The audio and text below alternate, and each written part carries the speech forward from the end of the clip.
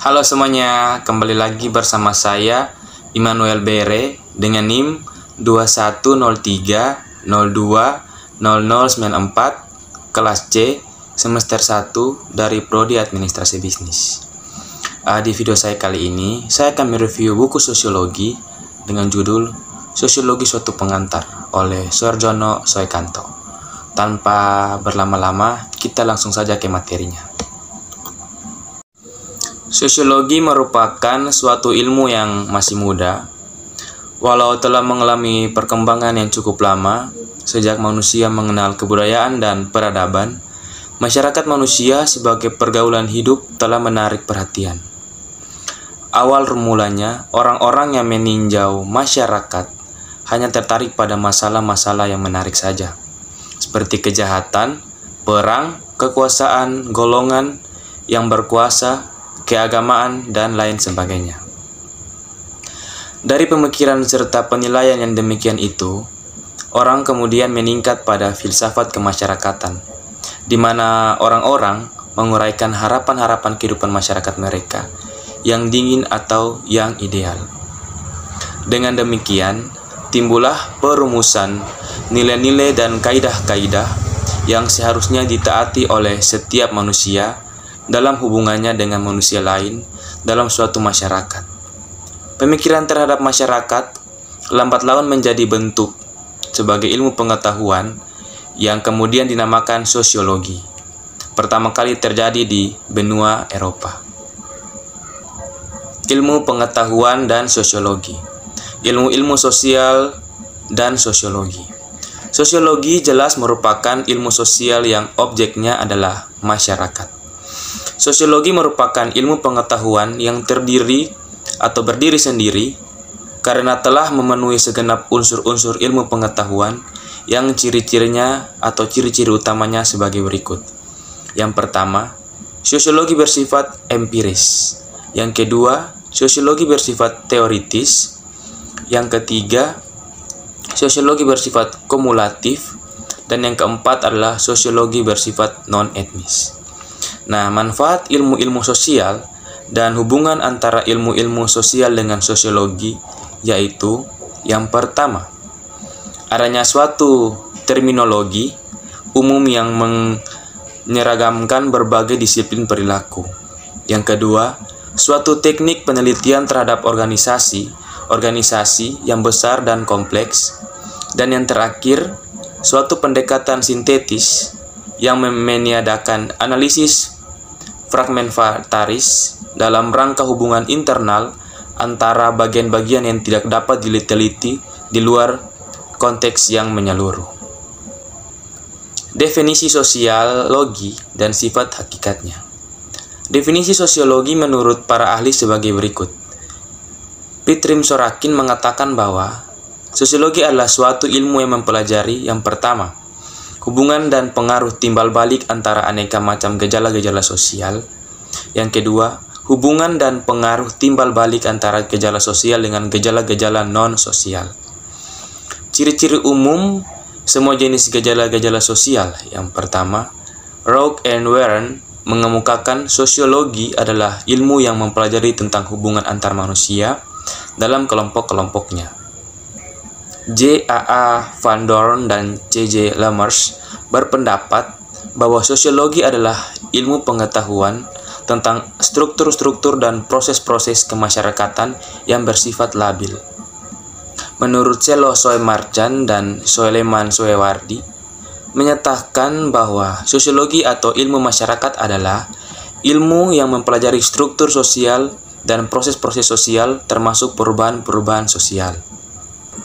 Sosiologi dari sudut sifat-sifat hakikatnya adalah yang pertama, ilmu sosiologi merupakan ilmu pengetahuan dan maupun ilmu pengetahuan kerohanian.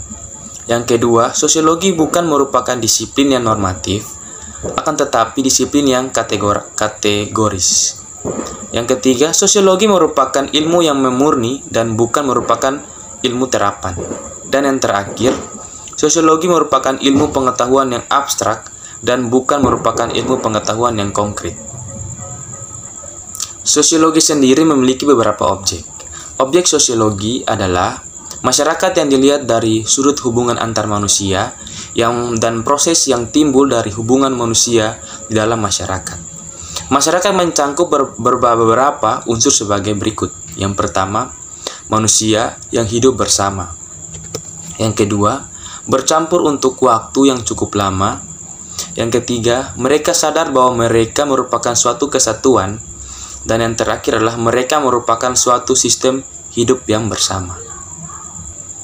Di dalam sosiologi juga terdapat beberapa metode-metode. Yang pertama, metode kualitatif, metode historis, metode komparatif, dan metode studi kasus, dan terakhir metode kuantitatif. Syarat-syarat terjadinya interaksi sosial. Interaksi sosial merupakan hubungan sosial yang dinamis, menyangkut hubungan antar individu atau kelompok maupun antar individu dengan kelompok. Suatu interaksi sosial tidak akan mungkin terjadi apabila tidak memenuhi dua syarat. Yang pertama, adanya kontak sosial, dan yang kedua, adanya komunikasi. Kontak sosial dapat berlangsung dalam tiga bentuk. Yang pertama, antara orang perorangan.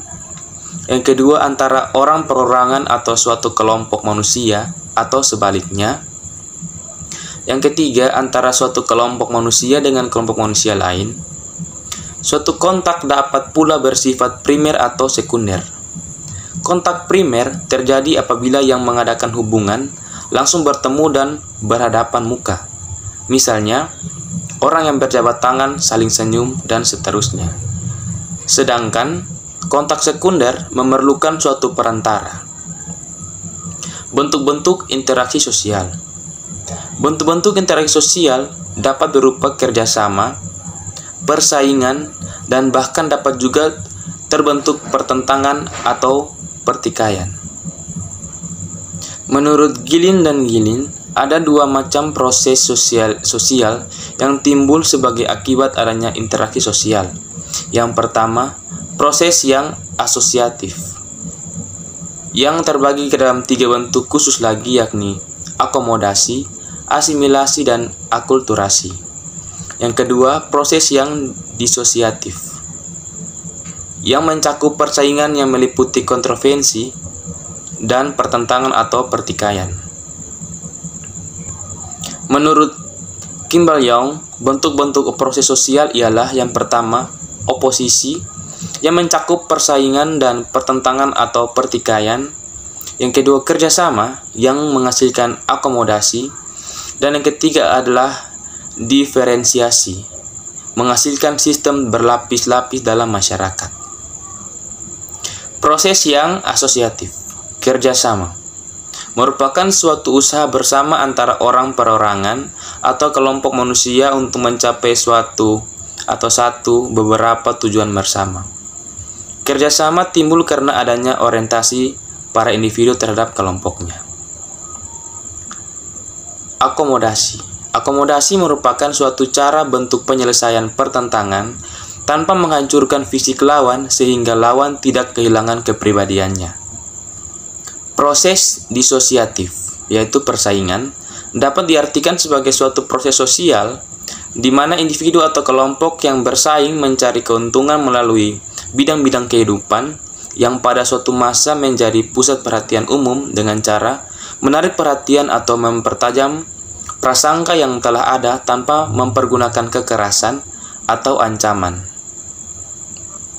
Kontroversi yang merupakan suatu bentuk proses sosial yang berada antara persaingan dan pertentangan atau pertikaian.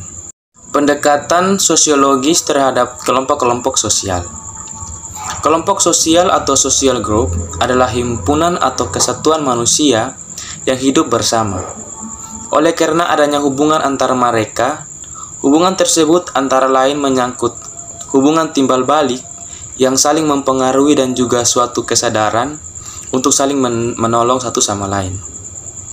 Kelompok sosial juga memiliki beberapa persyaratan kelompok, yaitu yang pertama, suatu anggota kelompok tersebut harus sadar bahwa dia merupakan sebagian dari kelompok yang bersangkutan.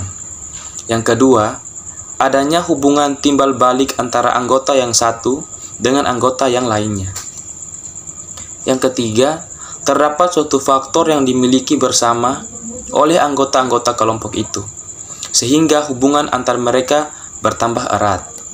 Dan yang terakhir, berstruktur, berkaidah dan mempunyai pola perilaku suatu kelompok sosial yang cenderung untuk tidak menjadi kelompok yang statis, akan tetapi selalu berkembang serta mengalami perubahan-perubahan baik dalam aktivitas maupun dalam bentuknya. Tipe-tipe kelompok sosial dapat diklasifikasikan beberapa sudut atau atas dasar beberapa kriteria ukuran yang berbeda-beda. Seorang sosiolog Jerman, George Simmel, mengambil ukuran besar kecilnya jumlah anggota kelompok, bagaimana individu mempengaruhi kelompoknya, serta interaksi sosial dalam kelompok tersebut. Kelompok sosial dipandang dari sudut individu. Kelompok sosial adalah dasar kekerabatan, usia, dan kadang-kadang atas dasar pekerjaan dan kedudukan. Dalam masyarakat yang sudah kompleks, individu biasanya menjadi kelompok sosial tertentu. In-group dan out-group. In-group adalah kelompok sosial yang dimana individu mengidentifikasikan dirinya atau tidak bersifat relatif dan tergantung pada situasi sosial tertentu. Out-group adalah kelompok sosial yang oleh individu diartikan sebagai lawan dari in-group. Kelompok primer dan kelompok sekunder. Kelompok primer merupakan kelompok sosial yang paling sederhana, di mana anggotanya saling mengenal, contohnya keluarga dan sepermainan lain-lainnya. Kelompok sekunder adalah kelompok yang terdiri dari banyak orang yang sifat hubungannya tidak berdasarkan pengenalan secara pribadi dan juga tidak langgeng, contohnya hubungan kontrak jual beli. Kelompok-kelompok sosial yang tidak teratur. Ada berbagai macam bentuk kelompok-kelompok sosial yang tidak teratur yang pada dasarnya dapat dimasukkan ke dalam dua golongan besar, yaitu kerumunan dan publik. Yang pertama adalah kerumunan. Kerumunan adalah individu-individu yang berkumpul secara kebetulan di suatu tempat pada waktu bersamaan. Contoh bentuk kerumunan sebagai berikut. Yang pertama, kerumunan yang berartikulasi dengan struktur sosial. Yang kedua, kerumunan yang bersifat sementara atau casual crowds. Dan yang ketiga, kerumunan yang berlawanan dengan norma hukum. Yang kedua adalah publik. Publik merupakan kelompok yang tidak merupakan kesatuan. Interaksi terjadi secara tidak langsung melalui alat-alat komunikasi seperti pembicaraan pribadi yang santai, desas-desus, surat kabar, radio, televisi, film, dan lain sebagainya. Masyarakat pedesaan, rural community, dan masyarakat perkotaan, urban community. Yang pertama, masyarakat setempat. Istilah masyarakat setempat menunjukkan pada bagian masyarakat yang bertempat tinggal di suatu wilayah dengan batas-batas tertentu, di mana faktor utama yang terjadi dasarnya adalah interaksi yang lebih besar di antara anggota dibandingkan dengan interaksi di luar batas wilayah. Atau secara singkat, masyarakat setempat adalah suatu wilayah kehidupan sosial yang ditandai oleh suatu derajat hubungan sosial yang tertentu. Masyarakat setempat tersendiri memiliki beberapa tipe-tipe atau kriteria, yaitu yang pertama, jumlah penduduk, yang kedua, luas atau kekayaan dan kepadatan penduduk daerah pendalaman. Yang ketiga, fungsi-fungsi khusus masyarakat setempat terhadap seluruh masyarakat. Dan yang keempat, organisasi masyarakat setempat yang bersangkutan.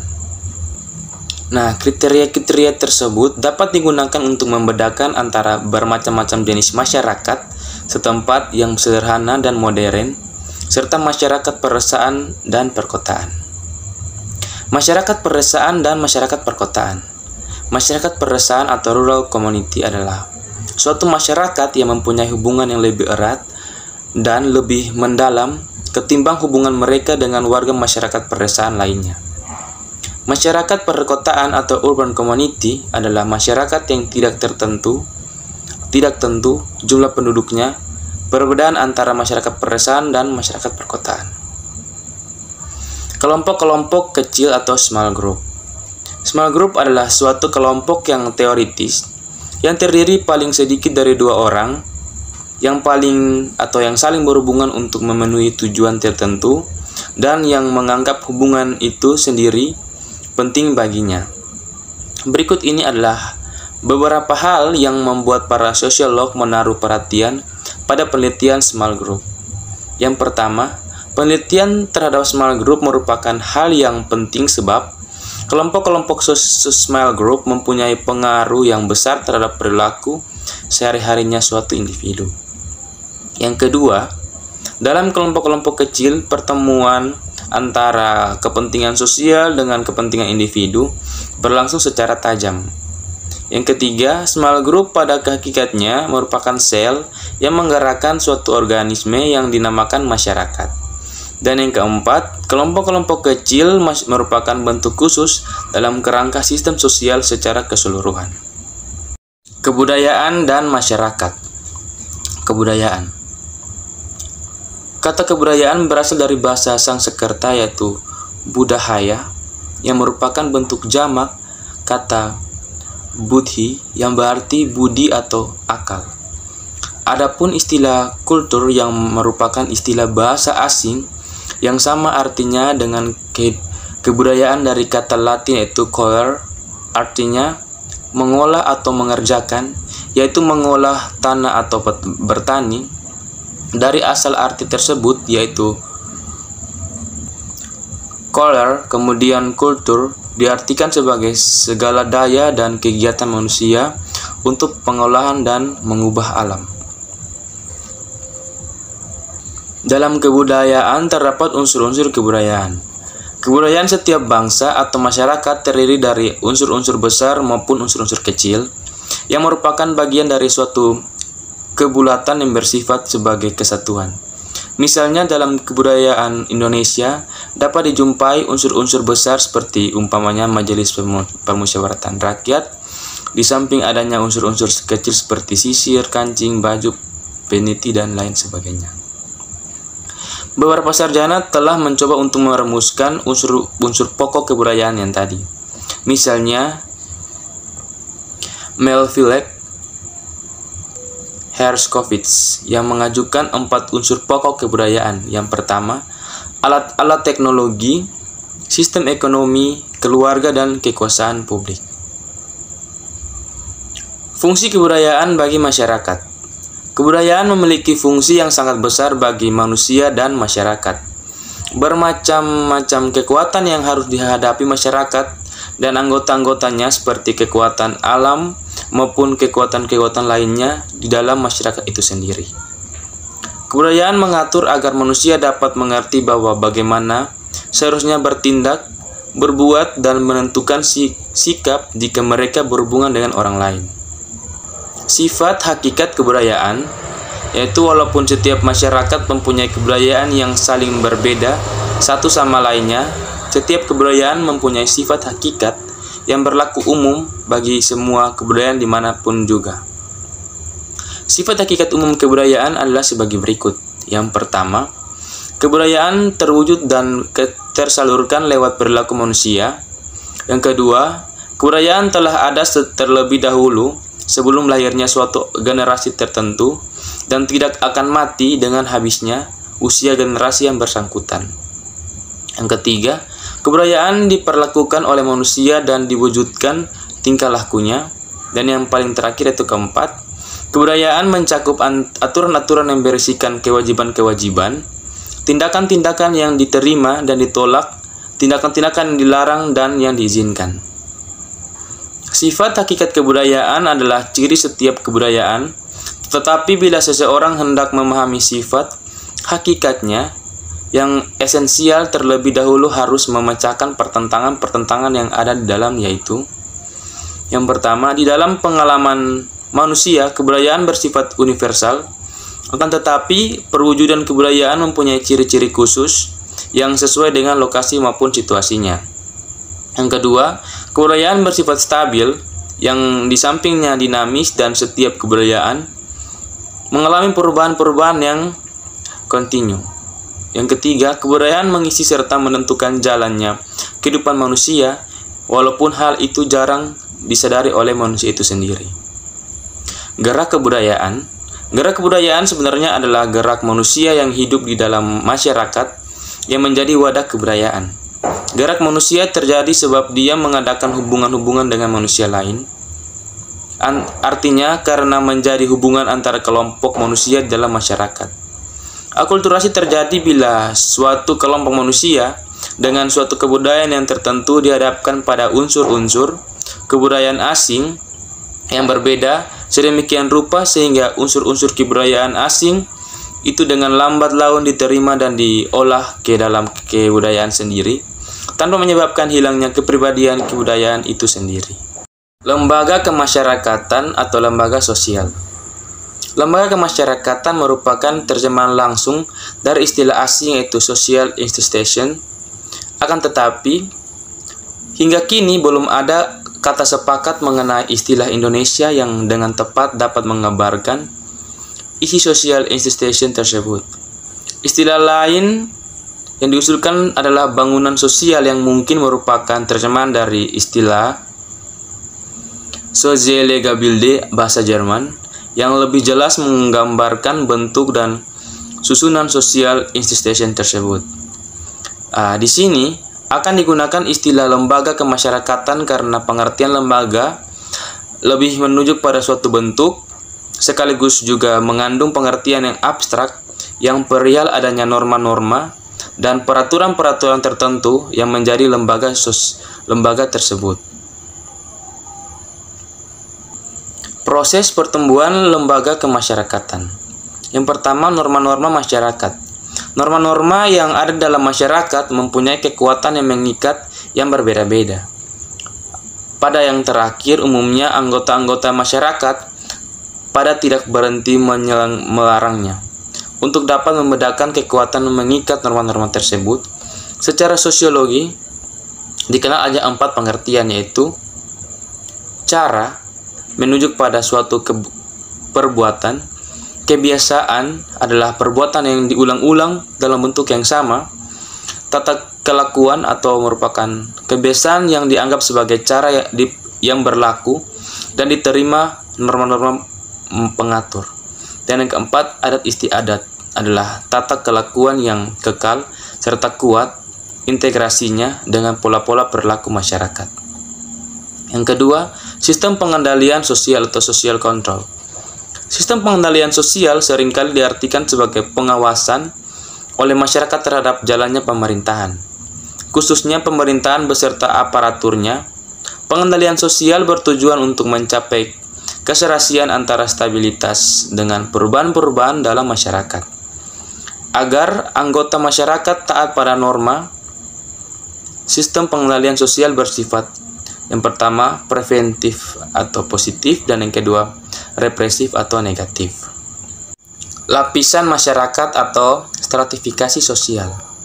Selama dalam suatu masyarakat ada sesuatu yang dihargai dan setiap masyarakat pasti mempunyai sesuatu yang dihargainya.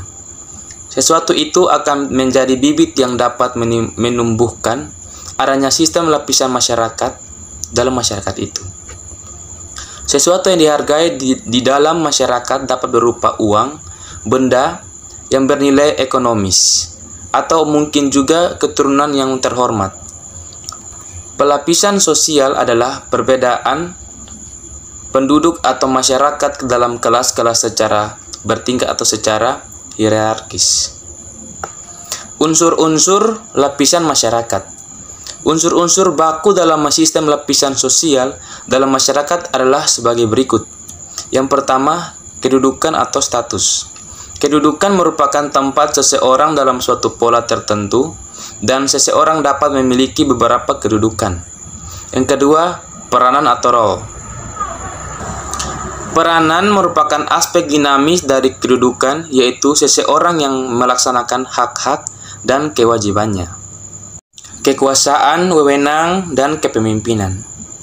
Kekuasaan mempunyai peranan yang dapat menentukan nasib berjuta-juta manusia. Karena itu, soal kekuasaan atau power amat menarik perhatian para ahli ilmu pengetahuan masyarakat. Sesuai dengan sifatnya sebagai ilmu pengetahuan, sosiologi tidak memandang kekuasaan sebagai sesuatu yang baik atau buruk. Akan tetapi, sosiologi mengakui kekuasaan sebagai unsur yang sangat penting dalam kehidupan masyarakat. Kekuasaan senantiasa ada di dalam setiap masyarakat, baik yang masih bersahaja maupun yang sudah besar dan rumit susunannya. Perubahan sosial dan kebudayaan. Perubahan sosial adalah segala perubahan pada lembaga kemasyarakatan di dalam suatu masyarakat yang mempengaruhi sistem sosialnya, termasuk di dalamnya nilai-nilai, sikap-sikap, dan pola perilaku di antara kelompok-kelompok dalam masyarakat. Di dalam perubahan sosial dan perubahan budaya terdapat beberapa bentuk. Bentuk-bentuk perubahan yaitu: yang pertama, perubahan lambat dan perubahan cepat; yang kedua, perubahan kecil dan perubahan besar; yang ketiga, perubahan yang dikehendaki atau perubahan yang direncanakan; dan perubahan yang tidak dikehendaki atau perubahan yang tidak direncanakan. Adapun faktor-faktor yang menyebabkan perubahan sosial dan kebudayaan. Yang pertama, sebab bersumber dalam masyarakat itu sendiri. Yang kedua, sebab-sebab yang berasal dari luar masyarakat.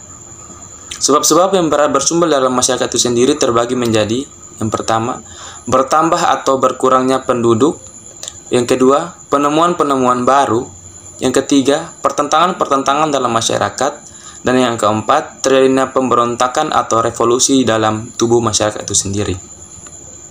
Sebab-sebab yang berasal dari luar masyarakat. Yang pertama, sebab-sebab yang berasal dari lingkungan; yang kedua, fisik yang ada di sekitar manusia; yang keempat, peperangan dengan negara lain; dan yang terakhir, pengaruh kebudayaan masyarakat lain.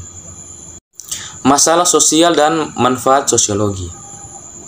Masalah sosial menyangkut nilai sosial yang mencakup pula segi moral. Karena untuk dapat mengklasifikasikan suatu persoalan sebagai masalah sosial, harus digunakan penilaian sebagai pengukurannya.